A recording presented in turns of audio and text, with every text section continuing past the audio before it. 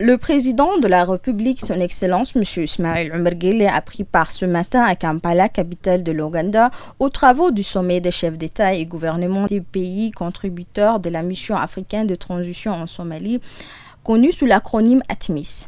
Les principales thématiques à l'ordre du jour de ce sommet de l'ATMIS sont l'évaluation du niveau d'appui que l'ATMIS apporte à la Somalie. L'objectif étant de permettre à l'armée somalienne de prendre le relais d'ici la fin de l'année 2024. La mise en œuvre du retrait progressif de forces de l'ATMIS dans un premier contingent de 2000 hommes quittera ce pays en juin 2023 pour laisser la place aux forces armées somaliennes, lesquelles vont prendre le règne pour assurer la sécurité et maintenir une paix durable dans leur pays. Le rôle d'élaborer un inventaire des problèmes cruciaux qui découlent de cette décision, notamment la question relative aux modalités pratiques et le processus de mise en œuvre du retrait annoncé de l'ATMIS, sera entre autres au cœur de discussions de chefs d'État et gouvernement de pays contributeurs de l'ATMIS. Il est à noter que les pays de l'ATMIS souhaitent que la réduction de leur effectif sur le terrain soit indexée sur le principe d'une revue de la baisse de champ d'action, d'intervention et de sécurisation placés sous leur contrôle respectif.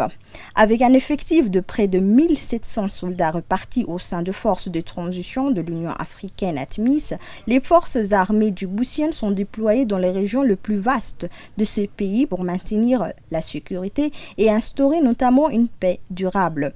Plus qu'un partenaire et un voisin, la République de Djibouti est un allié indispensable pour la Somalie. En effet, les deux pays partagent des liens séculaires forgés par l'histoire, la culture, la langue et la proximité géographique.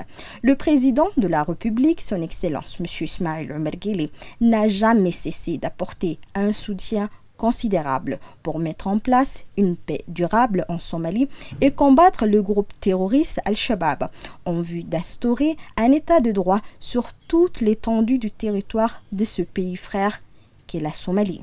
Ce sommet intervient dans un moment crucial pour la Somalie. Selon le pays membre de la force de l'ATMIS, la force des armées somaliennes est assez solide pour prendre la sécurité de leur pays en main. Awa Abdi, Kampala, capitale de l'Ouganda.